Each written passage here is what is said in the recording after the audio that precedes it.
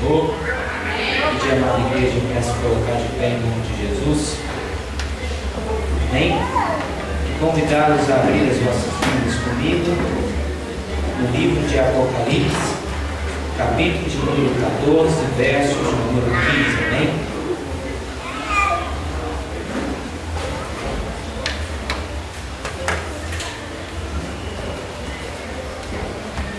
Amém, amados? Vou dizer à igreja que é um prazer estarmos todos juntos, reunidos para buscar o nome do Senhor e adorar ao Senhor é a coisa mais importante que nós podemos fazer nessa vida. O livro é o livro de Apocalipse, capítulo de número 14, versos de número 15. Amém? Quem encontrou, diga amém. Amém. Podemos ler então, meus amados? Sim? Apocalipse 14, 15, diz assim a palavra do Senhor: E outro anjo saiu do templo, clamando com grande voz ao que estava assentado sobre a nuvem: Lança a tua foice e cega, é já vinda a hora de cegar, porque já a seara da terra está madura. Diga assim comigo: o anjo bradou, lança a tua foice e cega, porque a seara da terra está madura. Amém? Mais uma vez, a seara da terra está madura. Feche os seus olhos, coloque a sua Bíblia sobre o teu banco. Vamos dirigir uma oração a Deus, pedir a Ele para que Ele fale conosco nesse dia de hoje, porque Ele está em nosso meio. Você crê nisso? Crê? Senhor Jesus Cristo, nós queremos pedir a Ti a Tua presença, a Tua glória em nosso meio. Eu quero apresentar, ó Deus, cada irmão, cada irmã que adentrou a este templo nessa noite. Eu sei, Papai querido, que o Senhor conhece a necessidade dos Teus filhos. Peço a Ti que o Senhor haja com Teu poder e com autoridade. Peço autorização, ó Deus amado, para falar em Teu nome. Clamo a Ti, Espírito Santo, para que o Senhor trabalhe de uma maneira grandiosa em nosso meio. Espírito de Deus, derrama do Teu poder e da Tua graça sobre a vida do Teu povo e haja com a Tua presença em nome de Jesus Cristo. Amém. Podemos assentar aplaudindo e engrandecendo o nome do Senhor Jesus. Se é para Jesus, pode ser mais forte, não pode? Oh, glória a Deus. Deus é tremendo. Quero dizer aos irmãos que é um prazer uma vez mais estar convosco. Nós estamos aí na estrada, fazendo cultos nas praças públicas, nos orfanatos, nas casas de recuperação, nas ruas. E Deus tem abençoado grandiosamente o nosso ministério por onde nós temos passado. Aonde nós temos ido, nós temos levado o nome dessa igreja e Deus tem operado grandiosamente. Muitas experiências, e eu confesso aos irmãos que o Senhor Deus, Ele está trabalhando comigo e me fazendo crescer grandiosamente no meu ministério através das experiências que nós temos adquirido nesses lugares. Amém? Mas nós estamos aqui diante de um texto maravilhoso da palavra de Deus e nós não poderíamos gastar o nosso tempo falando sobre outra coisa do que senão o que a palavra de Deus fala. E é interessante porque se você já leu a Bíblia, se você já teve a oportunidade de folhear os textos bíblicos, você já deve ter descobrido que Deus, Ele fala de várias maneiras. Ele usa várias formas para falar com seus filhos. É uma verdade. Deus usa. E a Bíblia, como sendo a palavra de Deus, ela também usa de muitas formas. Porque uma palavra, ela pode ser interpretada de várias formas, dependendo do seu contexto. É uma verdade. Vamos pegar um exemplo para a gente exemplificar isso. A palavra coroa. A palavra coroa, se ela for interpretada no sentido sentido literal, qual é a primeira coisa que nós nos lembramos? De uma coroa que serve para coroar reis, rainhas, não é verdade? O sentido literal da palavra coroa é esse. Mas essa palavra, às vezes, ela é empregada por nós no sentido figurativo. Por exemplo, se eu chego para uma irmã jovem ou um irmão jovem e falo, ou uma irmã jovem está passando e eu estou aqui conversando com o Alexandre, eu falo, ó a coroa passando, ela vai gostar? Não, né? Por quê? Porque no sentido figurativo, nós chamarmos alguém de coroa, quer dizer que nós estamos chamando essa pessoa de velho. Mas essa mesma palavra, ela também pode ser utilizada no sentido simbólico. Por exemplo, quando a gente lê o livro de Apocalipse e nós vimos o apóstolo João dizendo que viu 7 coroas de 7 pontas que simbolizavam 7 nações. Quando, por exemplo, a gente pega uma moeda, joga para cima e fala assim: se cair cara eu ganho, se cair coroa você ganha. A palavra coroa mudou? Nos 3 casos é a mesma palavra, mas o sentido muda ou não muda? Muda, por causa do contexto que ela está empregada. Então, quando nós vamos ler um texto bíblico, nós temos que ter esse cuidado de verificarmos o sentido que a palavra está falando. E nesse texto que nós lemos, a palavra de Deus está nos contando um texto no sentido simbólico. Amém? Diga assim comigo: no texto que lemos, Deus está falando de forma simbólica. O que isso significa, irmão José? No texto em que nós lemos, Deus compara as pessoas do mundo com uma seara, uma grande plantação. A palavra que lemos diz que o anjo chegou até Deus e disse assim, que viu que a seara da terra estava, o quê? Madura. Deus está comparando nesse texto toda a humanidade como uma plantação. E nessa plantação chamada universo, quem são as plantas? Eu e você. É comum essas comparações na Bíblia. E nesse texto que lemos, Deus compara o mundo como uma plantação. E quem é o agricultor? É Deus. Quem é que plantou essas plantas que somos nós? O Senhor Deus. Então, Ele, como bom agricultor, Ele quem planejou a plantação antes dela ter vindo à existência. Existe plantação sem o agricultor pensar como é que vai plantar, aonde que vai ser, que tipo de planta que vai ser? Existe? Existe não. Atos 17, 28 fala algo maravilhoso. Diz assim: porque nele vivemos, nos movemos e existimos. Deixa eu te dizer uma verdade da parte de Deus aqui nessa noite. Olha para mim. Nenhum ser humano é fruto do acaso. Todo ser vivente foi planejado por Deus. Glória a Deus. Nós não nascemos pela vontade do homem, pela vontade da carne, pela vontade do homem ou pela vontade da mulher. Você está aqui hoje porque você é um projeto de Deus. Foi Deus quem te plantou nessa terra. Foi Deus quem planejou a sua vida. E foi Ele quem te trouxe aqui nessa noite. Quem crê nessa verdade? Deus criou o mundo para possibilitar vida de qualidade para todos os seus filhos. Sabe por quê? Nenhum agricultor planta uma semente para ela dar errado. Planta? Não planta. Você acha que o cara lá, quando vai fazer uma roça de soja, ele planta a semente da soja querendo que a sua lavoura seja infrutífera? Sim ou não? Claro que não. Quando nós plantamos alguma coisa, nós queremos colher os resultados. Quando nós plantamos alguma coisa, nós temos projetos para essa planta, não é verdade?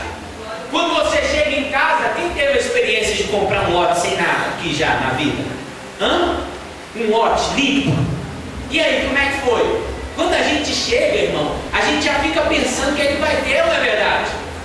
De repente você percebe que o lote que você comprou de tarde tem muito sol, você fala, não, eu vou plantar uma árvore aqui, mas eu quero uma árvore que não dê folha, que é para eu não ter trabalho para varrer depois do dia.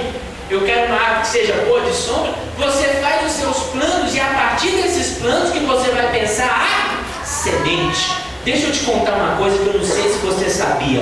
Deus, quando planejou você para essa terra, Ele tinha planos a respeito de você. Deus não te criou por acaso. Ele tem propósito para cada ser humano que existe, porque nenhum agricultor planta uma semente para ela dar errado. Deus não te plantou para você dar errado. Deus nos plantou para que nós sejamos frutíferos e para que o nosso fruto permaneça. Olha que coisa linda. O livro de Gênesis, nos capítulos número 1 e 2, revela o cuidado de Deus para conosco. Como assim, irmão José? Deixa eu falar uma coisa. Está escrito lá em Gênesis capítulo 1 assim, ó. A terra era sem forma e vazia, Deus criou o homem e colocou ele lá. Está escrito isso? Quem já leu o Gênesis 1 aí? Levanta a mão.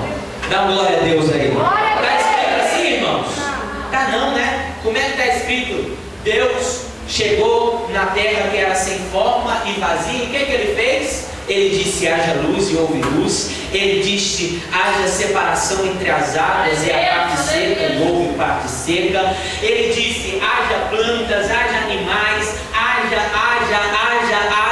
E Deus só criou o homem quando todas as condições para que esse homem vivesse com qualidade estava criada. Deus não nos jogou no mundo por acaso. Deus preparou o mundo para nos receber, porque nós somos importantes para Ele.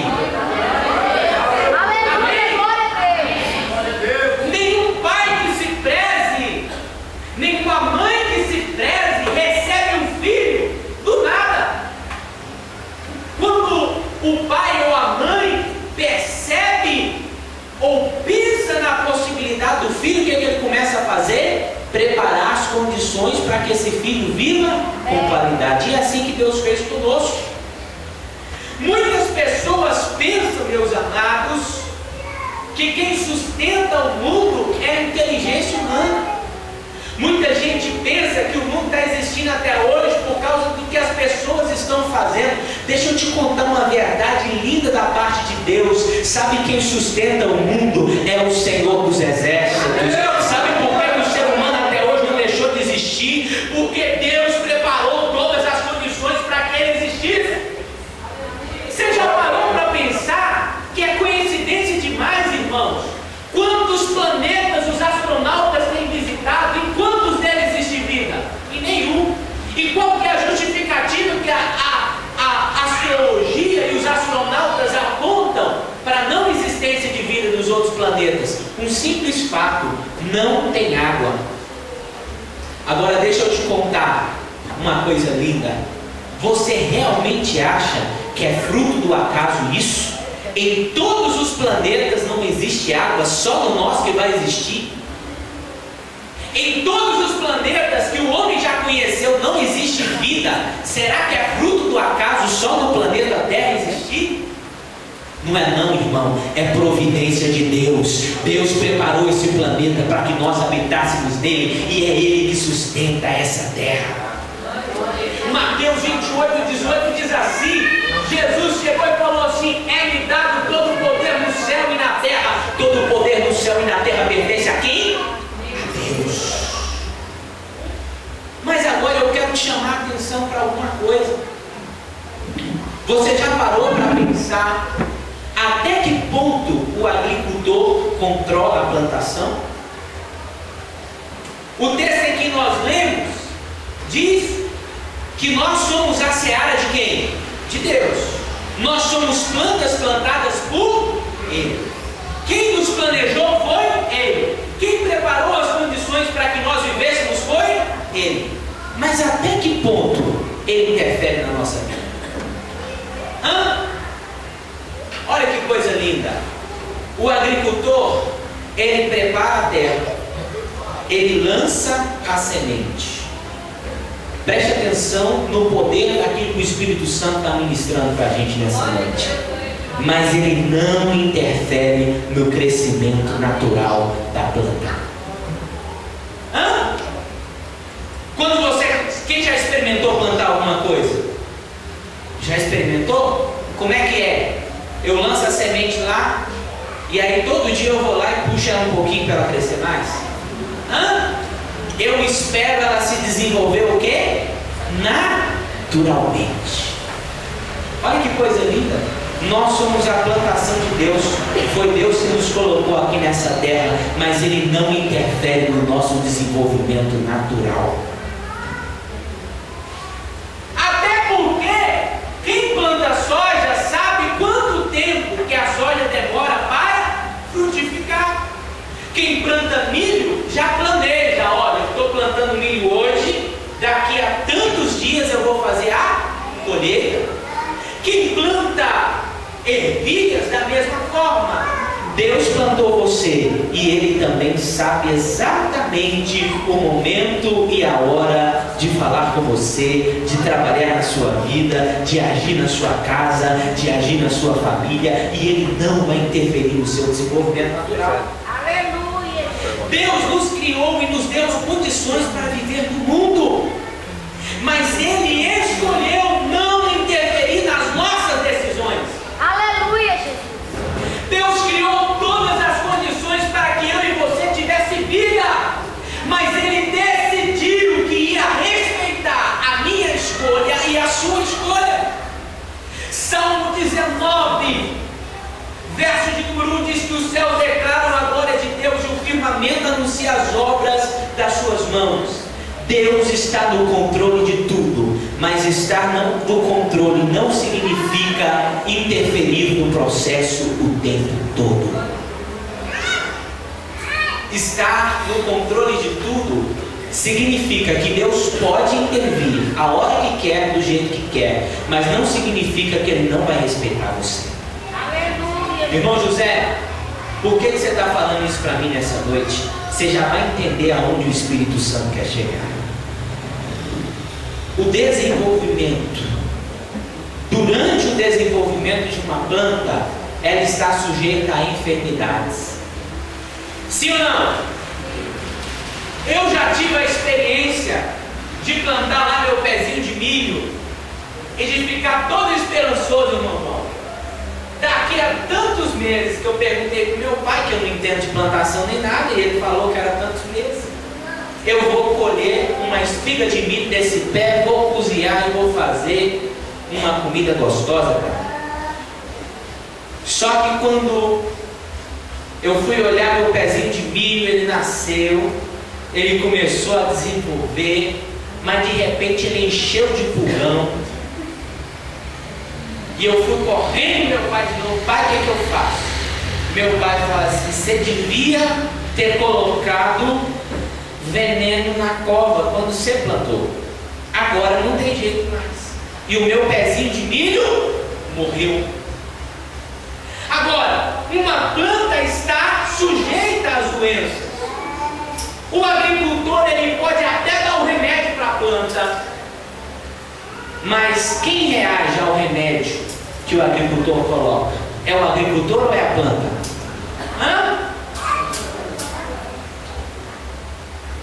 Quando alguém chega doente no hospital, o médico pode até dar o remédio, mas é o organismo de quem que vai reagir o remédio? É o médico que faz o remédio reagir ou é o próprio organismo que reage? Deixa eu te contar uma coisa linda. Você foi colocado nesse mundo por Deus. Ele planejou todas as condições para que você estivesse nesse mundo. Deixa eu te contar outra coisa. Deus, Ele escolheu não interferir no seu desenvolvimento natural.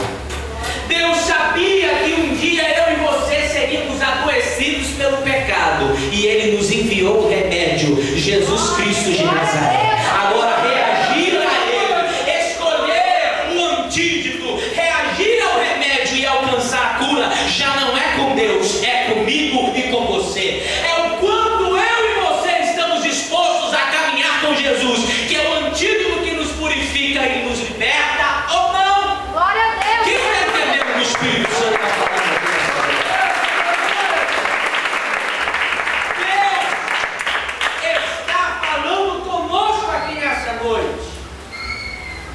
Sabe o que? Muitas pessoas perguntam assim: será que Deus existe mesmo? E se Deus existe, por que eu não vejo Ele? Deixa eu te contar uma coisa linda. Você já leu Isaías 59, versos 1 e 2? Leu não? Então eu vou contar para você. Diz assim: eis que a mão do Senhor não está encolhida para que não possa salvar, e nem o seu ouvido agravado para que não possa ouvir. Presta atenção: mas as vossas iniquidades fazem separação entre vós e o vosso Deus, e os vossos pecados encobrem o seu rosto de vós, para que não vos ouça. Ei, sabe por que a gente não vê Deus? Porque infelizmente nós somos seres pecadores. Quando o homem não tinha pecado lá no jardim, sabe o que ele fazia? Ele caminhava com Deus todos os dias. Deus está nos oferecendo nessa noite um remédio chamado Jesus Cristo de Nazaré. O sangue dele nos purifica de todo pecado. E se eu e você reagirmos a esse remédio, eu tenho algo lindo para te dizer: você vai poder ver Deus um dia e caminhar lado a lado com Ele, como o homem já dia. A doença do pecado nos atingiu de tal forma que nós fomos separados de Deus. Mas Deus, através do seu Filho Jesus Cristo, nos ofereceu um remédio que pode nos purificar e nos levar de volta à comunhão com Ele. João 3,16 diz: porque Deus amou o mundo de tal maneira que deu o seu Filho unigênito, para que todo aquele que nele crê mas tenha vida. Você quer isso? Então reaja ao remédio chamado Jesus Cristo e comece a caminhar com Ele. Glória a Deus, aleluia. Deixa eu te contar uma coisa linda. Éramos para ser consumidos pela maldade, mas Deus nos emprestou a sua bondade. Sabe o que diz lá em Efésios capítulo de número 2, verso número 8? Pela graça sois salvos. Isso não vem de vós, é dom de Deus. E aí deixa eu te fazer uma pergunta linda. O que uma planta pode fazer sem um agricultor? Já parou para pensar nisso? Você já experimentou plantar uma sementinha lá e abandonar ela? Depois de algum tempo essa semente está ótima, cresceu, virou uma planta maravilhosa. É assim? Não. Quando o agricultor planta uma planta, ele vai lá, limpa, ele vai lá, cuida, e a planta só existe por causa do agricultor.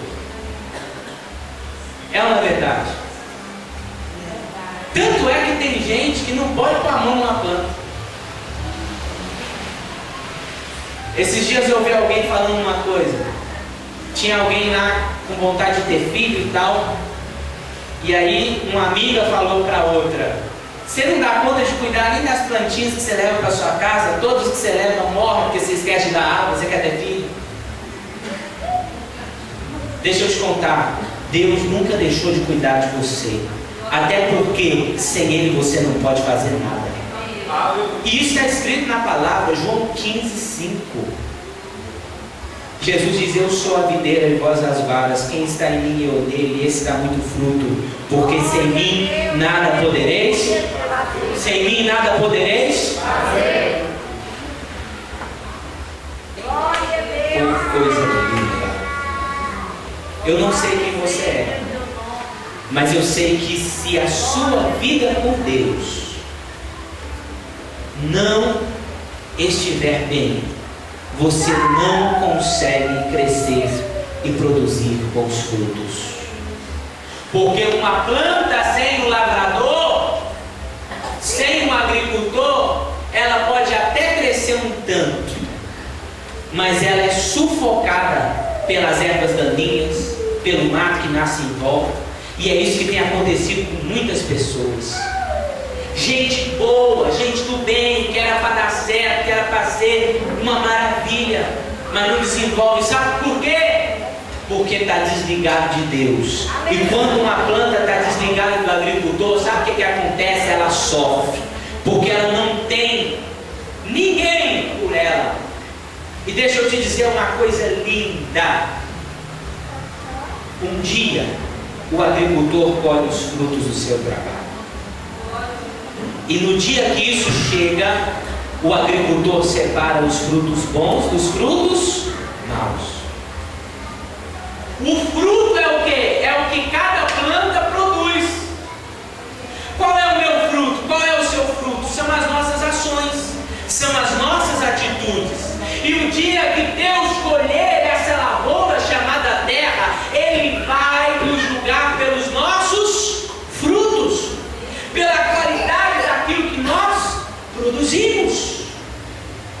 E eu quero terminar essa palavra dizendo algo lindo.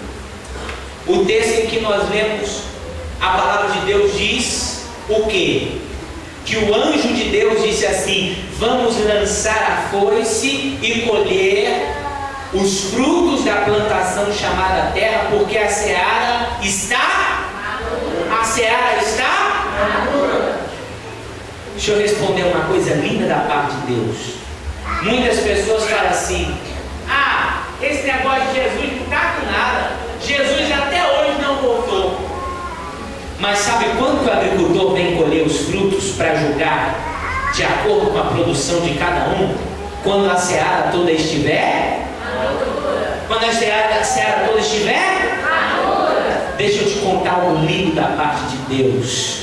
Apocalipse 22:12 diz assim: eis que cedo venho, e o meu galardão está comigo para dar cada um segundo a sua obra.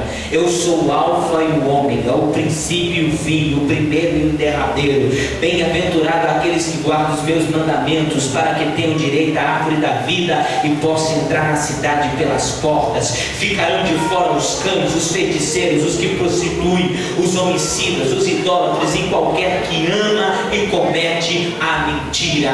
No momento certo, Deus vai fazer a colheita sobre essa terra. Ei, irmão, eu vim aqui para te dizer que quando isso chegar, você precisa estar preparado. Eu vim aqui para te dizer que ainda que uma planta tenha sido abandonada por algum tempo e tenha sido sufocada pelas dificuldades, o dia que ela encontra alguém que cuida dela e deixa essa pessoa cuidar, ela pode ganhar força, se renovar e frutificar e dar bons frutos. Eu não sei mas eu sei de uma verdade inefável da parte de Deus. Você não está aqui por acaso. Quem te colocou nessa terra foi o Senhor dos Exércitos. E nessa noite Ele está nos convidando a reagirmos a Jesus Cristo, a aceitarmos em nosso coração dia após dia. Irmão José, eu já sou crente, não importa. O dia que a planta deixa o lavrador, ela perece. Caminhe com Jesus, ande com Ele, reaja.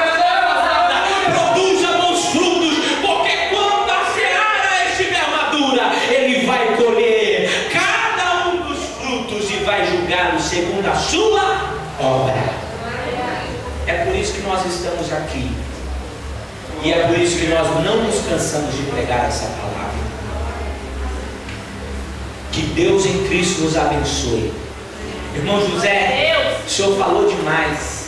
Não vou conseguir lembrar de tudo que você falou hoje. Vou te dar uma frase.